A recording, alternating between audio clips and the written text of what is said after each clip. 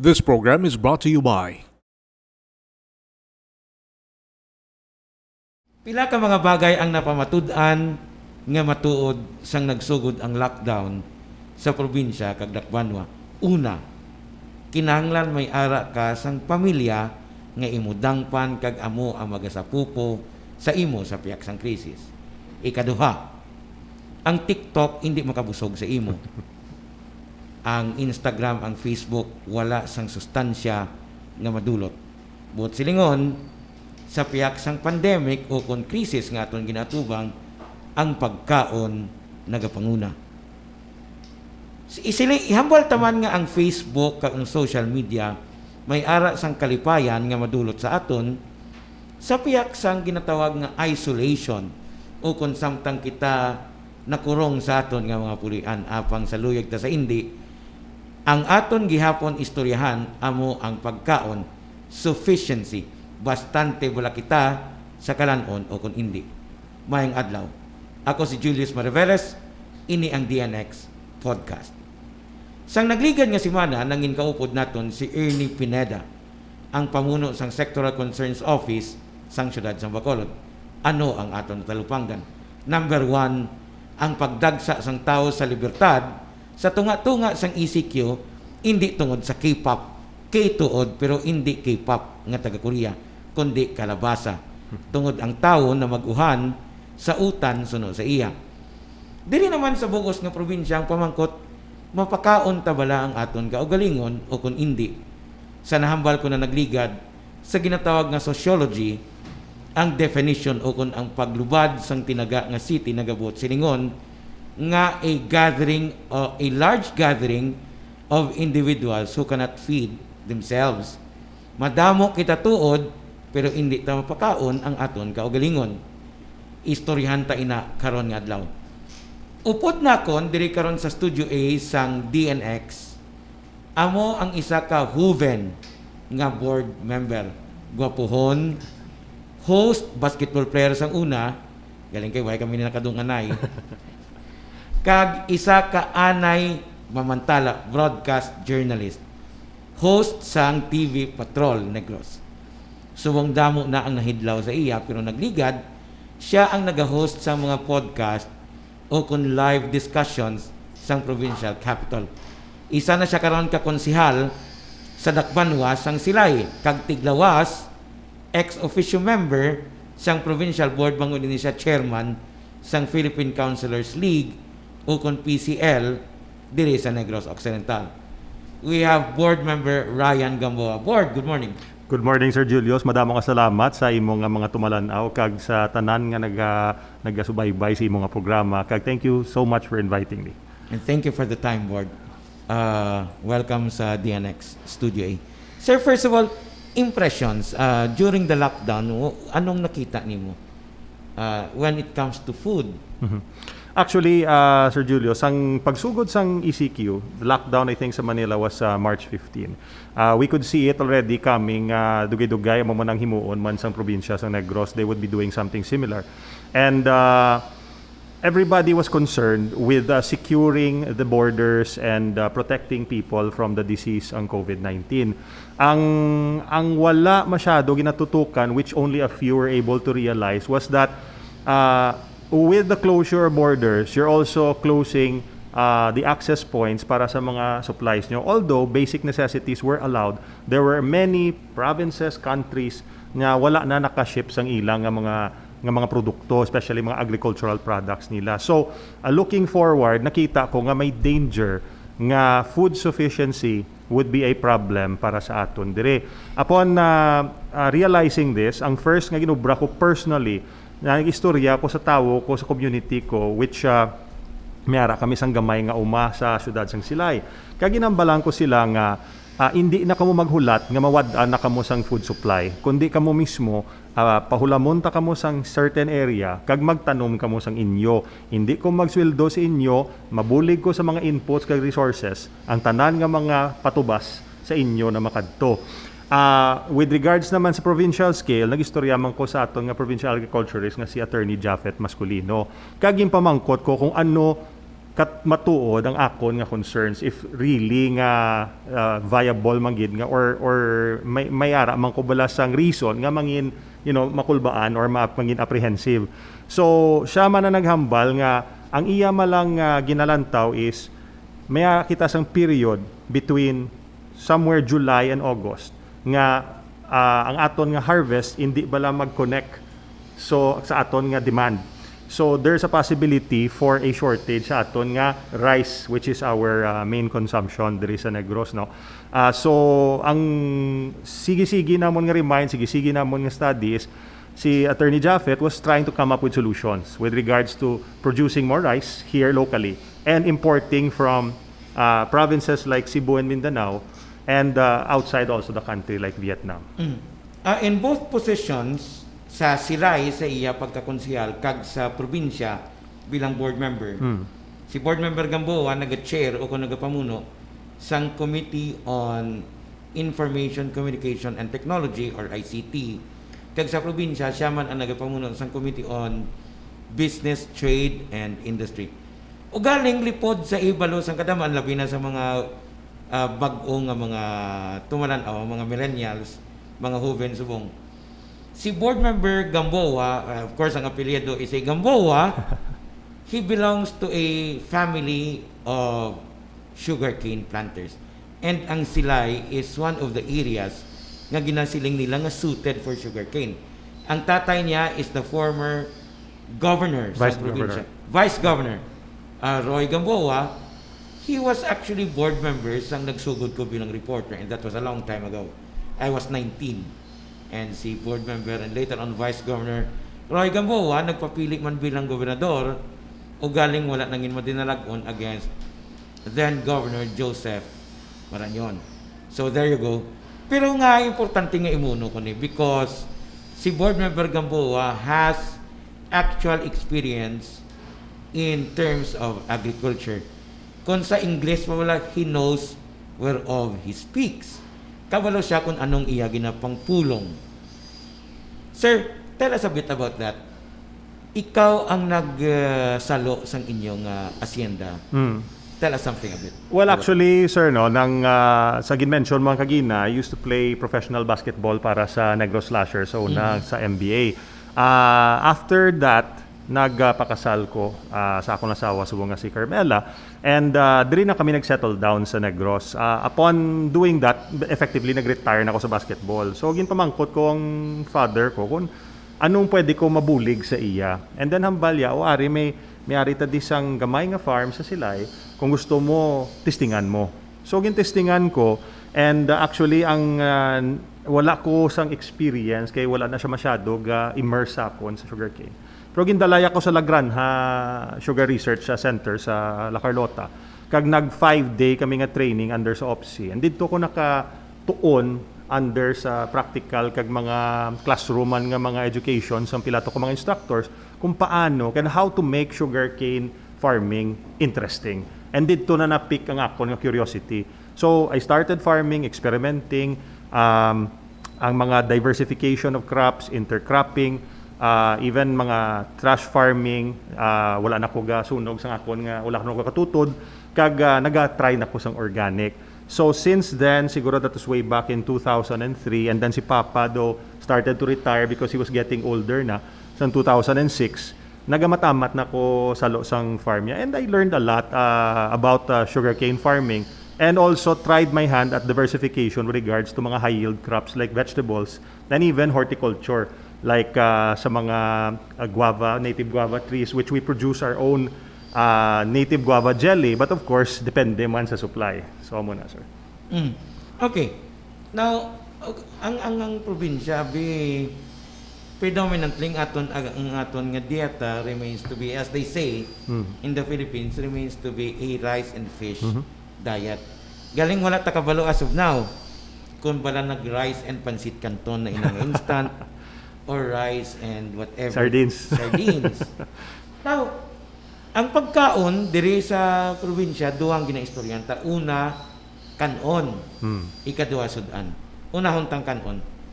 Ang bago is the rice bowl sa probinsya. Are we producing enough para sa aton kaugalingon? from what I understand sa explanation ni Attorney Jaffe, we are producing enough for ourselves. Ang problema lang for this year is may gap in ang months na mention ko, July to August. So usually when those gaps happen, and this is because mostly of weather, Sir Julius, because weather does not permit our rice farmers to plant at certain times, which is why the gap happens. So when that happens, then the province tries to look to more, to richer rice provinces and even rice suppliers like Iloilo and even abroad like Vietnam in order to fill in that gap. But if we can just find a way to bridge that and to increase productivity among sa rice farmers natin, which as I understand ang Department of Agriculture is already devoting a lot of their budget to the plant program no, to increase rice sufficiency, which is also being followed sa aton Office of the Provincial Agriculturist. As a matter of fact, sa Barangay Talok sa Bago, mayara sila sang 200 hectares of fully mechanized rice fields. So I forgot the name. I'll look it up here on the phone kung ano gitungalan. But it's a really good model for the direction that we should be taking with regards to agriculture, because I was telling you kanina off the record that I attended a leadership training in Mexico. And one thing that I can say is that in terms of mechanization, the Philippines is way behind other countries. My fellow farmers in the leadership training were asking me, how come nga manual pata? I told them because mechanization is too expensive for us and manual labor is available to a point. So, hambal nila, how about your efficiency? Well, that's the problem. But you can see, in other countries, you have farmers who can efficiently cultivate and manage their farms with just a few people, which is what's happening right now, especially sa farms diri sa Negros, is a shortage of manpower, which is why sugarcane industry is looking into mechanization and investing in mechanization.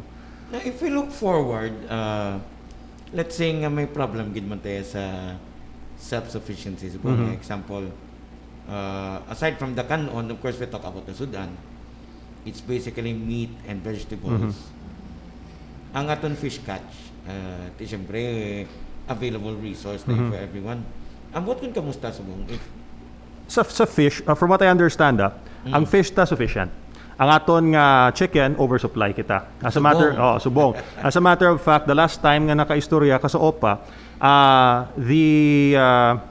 the entire provincial producers ng poultry, they were overproducing, I think, by 200,000 heads every 2 weeks, I think, or every week, something like that. Because of the pandemic? Because of the pandemic. Because ang aton nga naandan is inasal or mga lechon manok. Sa sugin priso tanan sa mga balay nila, wala nagagwa ka magkaon. So, ang mga poultry farmers naton, wala na sang disposan sang ilang chicken. That's why ang prices ng chicken nagnubo. Ang aton nga pork is balance lang. We're producing just enough for the province. And of course, ang aton nga mga hog raisers can also temper that so that they don't overproduce. Pero ang poultry, once nga ara na sila sa mga broiler houses, hindi mo na mapunggan. So what our poultry raisers were doing, they were actually culling a lot of their chicks because amuna nang oversupply na sila. But in terms of rice, that's where we might be looking at a problem, which is why I'm always talking to leaders and farmers nga keep an eye on your rice supply. And if you have extra land nga pwede nyo matamnan, the Office of the Provincial Agriculturist is really encouraging people to use that. Even as among farm nga wala kami ga rice, ginahambalan kami, set aside biskan 20 areas, 30 areas lang para upland rice farming. Okay, now of course I hope seriously later on you can become chair of that committee on agriculture, which is now being chaired by, of course, another classmate sa Lasal, a good friend, si board member Andrew Montilipan. The Andrew Montilipan. yes, kilala ko gina. Kag schoolmate ko man na sa Lasal. Oo. All right. Now, in terms of policies, board, what do you think? If we are to move forward, ano matiyag mo ang mga key concerns about food security that we have to address as early as now? Sir Julius, right now, coming out of this quarantine situation all over the world, all countries are facing an economic downturn, meaning depression, recession. These are real possibilities. I'm preaching a lot, but I don't know how loud my voice is and how much support I have in this. But I believe that in order for the Philippines to recover from this, agriculture is the key. And we actually have the capacity to be self-sufficient in almost every crop because of our how rich and fertile our country's soil is. It's just a matter of proper management and proper support. I'll give you an example, which is something maybe that it can be a benchmark for the Philippine government policymakers. In India, there is a province there that will give subsidies to farmers who want to put up a greenhouse. The cost of a 5-acre greenhouse, I think, is equivalent to something like, if my memory serves me right, 1.5 million pesos. If you are qualified, you're a new farmer, and you apply for a subsidy from the government, they will subsidize 90% of that 1.5 million front-ended. Meaning, sa sugod pa lang, ihatag na nila ang 90% sang inang subsidy sibo. So you only have to worry about the 10%. So sila ma-build sang greenhouse and they'll give you the materials to plant, and then do ka hapos lang. Sad to say, even with sugarcane, amugid na ang amon nga problem compared to other countries, because most of the other sugarcane producing countries are heavily subsidized, either real or hidden. Either Thailand, Australia, US, India, all heavily subsidized sugarcane producing countries or sugarcane countries. That's always been our problem here with the sugarcane, which is why we couldn't really take off and mechanize our sugarcane operations, because we still have to rely on what we make without any help from the government. Mostly rice receives most of the help. So that's one. Maybe look into subsidies for agricultural products in general and turn to mechanization, because it's a reality that most of the workers from the farm are coming down na to the cities, working in construction, going to other like mga skilled workers, welders, carpenters, plumbers, and going abroad. Amo nang dream nila. So it's dangerous to leave it in the hands of those nga kajutay lang mabilin ang aton nga food sufficiency, because food sufficiency equals to kung anong ginakaon ta every day. Amo na bala hambal nila, you need a doctor maybe once a year or once every 2 years. You need a lawyer once in your life at least. But you need a farmer every day of your life, because amo na nga produce ang inyong pagkaon. So we can't leave it to chance nga hopefully there will be enough and food coming down from the mountains. Dugay-dugay paglantaw, tabasi wala na sang workers bilin. And remember, our workforce is aging. Ang average age subong sa mga farmers natin is 57 years old. And that is very interesting. It's very concerning. Very interesting. Interesting and concerning at the same time. Oo. I don't know if it has something to do with cultural changes. May culture clash eh. Yes, Clash of cultures. I agree. Of course, I have friends nga gapananom kumay, and they say, kabataan nila, why sa masunod? I don't know if we have to bring back the romance of agriculture, nga maobra ta pelikula nga gapang umaka, may guwapa nga babae nga nag-istida nga nagalabay sa talamnan. Yeah. Dason gul pinal nakalapak sa huya-huya na tumba na hulog. I don't know if that's... Dumayo na siyang idea, Sir Jules. Actually, isa pagidugang ko sa amon nga leadership training sa Mexico was we were all asked to give our input on what the problems of farms all around the world are. And this is a common denominator. Nga ang people, they're not looking anymore at farming as something that's dignified. So the goal of our talks, one of our goals was to bring back dignity to the farm. Another interesting topic, which I've also thrown around the table once a lot of times, is that in New Zealand they have a national farm day where the people from the cities are encouraged to visit the farms, and the farm owners are encouraged to open their gates, more of like a tourism venture or event. At one day, I think it's March 1, every year, they come in. in this effect, the people from the cities understand where their food comes from. And the people from the farm, they feel nga, do may pride na sila, oh Ario, here's our farm, look at it, katahom. And then the ones who are not performing well will be encouraged to, hala, ako yado, wala ko tugin sa pak or wala ko kaabri because I'm not ready. So next year, I'll be ready. Patahumon ko ning operations ko, mangayo ko sa government sang support, and then I'll open my farm para nga matikal ko man, pareho sa akon nga neighbor. So it's something that it's a concern to bring back dignity to the farm. We can actually have a partnership about that, no? Oo. Because dire sa DNX, we are planning to do, subong ang uso is VR, virtual reality. But what we intend to do is to have an RR. Reality, yabla? Yeah. Nga hindi man lang tato. Paano ginatanom ang humay lang tao ka sa YouTube? But you can, dire sa Negros, you can actually go to where palay is being planted. Yes. So, there has to be an exposure, no?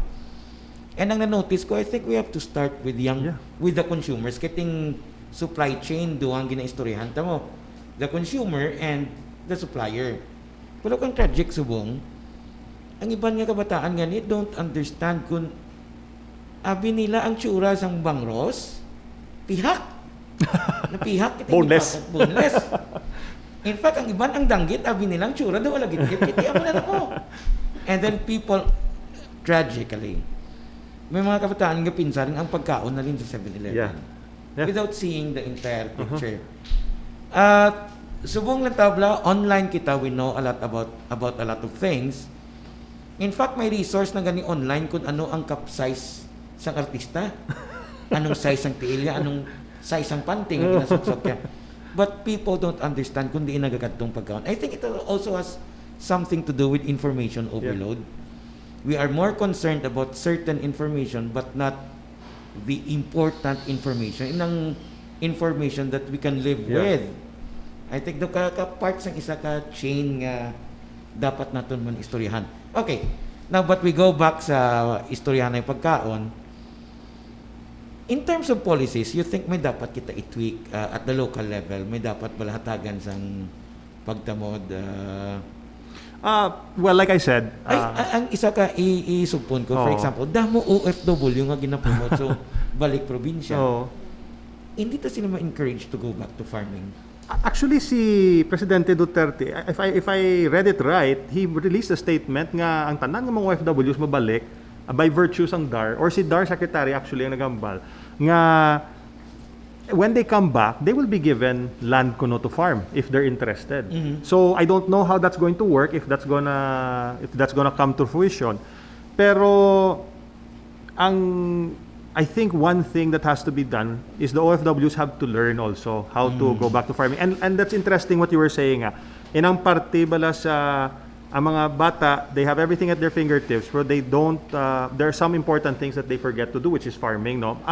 And we also have to make farming relevant to the generation, which is, I think, something that our congressman sa 3rd District is dealing with. He's proposing, along with a few other congressmen in the House of Representatives, a urban agri-bill, which is, we have to face it, ang daan nga style is, we have a city and we have the rural areas, and the rural areas supply the city with food. But because growth and development is so rampant and widespread, there will come a time nga jutay na lang ang rural areas naton, mostly cities. So there has to be some sort of an agricultural component integrated into the city and the urban areas, which is, I think, one policy that the government should be looking at.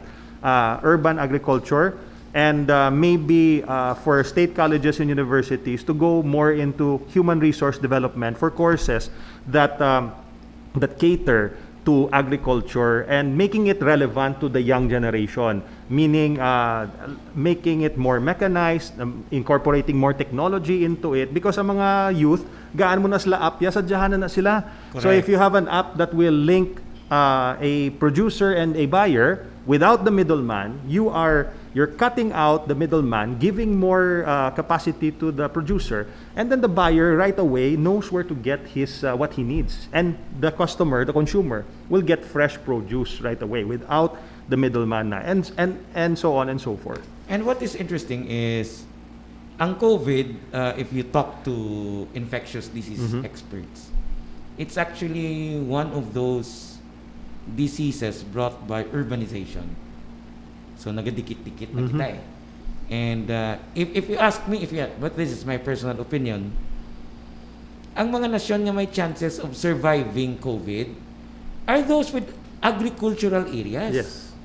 Because for example, sa US, ang isa ka contact point, bisan nag-lockdown na sila, groceries. Ang mga tao do converge eh. And so dito nakakuha naman sang balatian because of the contact points. Ang ginatandog sang may balatian, ginatandog sang wala balatian, ti kundi nagalapta. So, but kung ipadalman tagid ang agrikultura, importante eh. Very. Very, very important. So, I think these are reflections siguro, no? And not only agriculture is important for feeding the people, but also as a way to recover economically, because a lot of countries are dependent on industries, kag technology and businesses for their economy. Kitaya, we have the capacity to do a wide-scale agricultural revolution that can actually lessen the effect of whatever's coming nga economic nga recession or depression because of this COVID crisis. And Sir Julius, I'd like to point out something. When in all of our meetings with task forces and even sa province and sa city, one concern is obvious. When we had to distribute food packs, the biggest concern were not the poor people in the mountains or in the farms, because they could feed themselves. Jutay na lang ganyan nga pagkaon, miskan bugas lang nga, happy na sila. It's the poor and the marginalized who live in the city areas, nga residential, in ang mga squatters, mga slum areas, because there's no way for them to get food except for from the market or from the grocery store. Yung mga farmers, yagaan mo sila yung bugas, happy sila, pero they have their kamuti kahoy, they have their alugbati, dahon kamote, nga everyday pwede lang nila yung makaon, and siyempre may mga manok man silang kisa. Pero ang diriya sa urban area nga mga marginalized, sila gid ang most in need, and they're also the, like you said, contact point, the most vulnerable to the spread of COVID. Ining sa Umaya, kalaka sang ilang mga balay, a lot of fresh air, and they're very healthy in terms of immune system.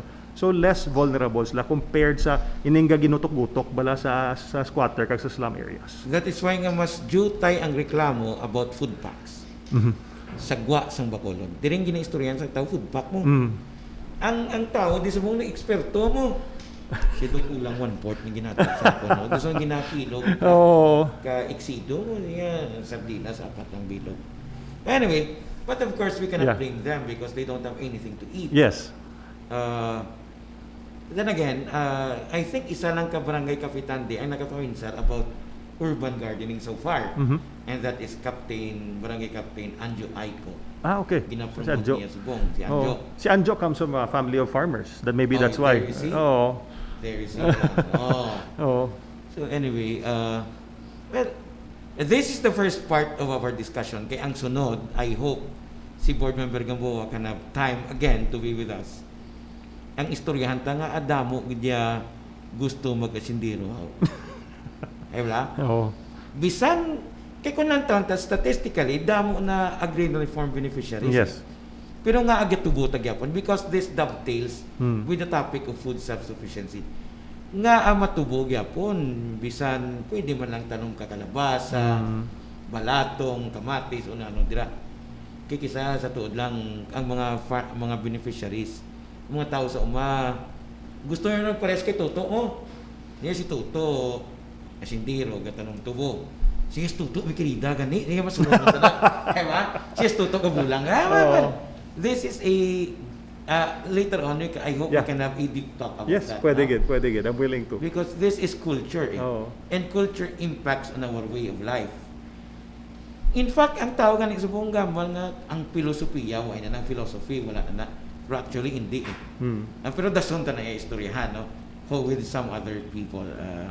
Nagligad kami ni Vice Mayor Justin Gatuslaw, istorya about Facebook, no? And things like that. But in the meantime, ang aton pagkaon anay, and this is the first part. Board Member Ryan Gamboa, sir, salamat kayo sa tiyempo. Basta may nalimtan ko ipamangkot sa imo, you can say that. Anong gusto mo? Thank you so much, Sir Julius. No? Thank you so much sa aton nga mga tumalanaw. Siyempre, as Sir Julius mentioned kanina, I am the president for the Philippine Councilors League Negros Federation, no? Negros Occidental Federation. Ang first gidya, and all the councilors under Negros Occidental can attest to this.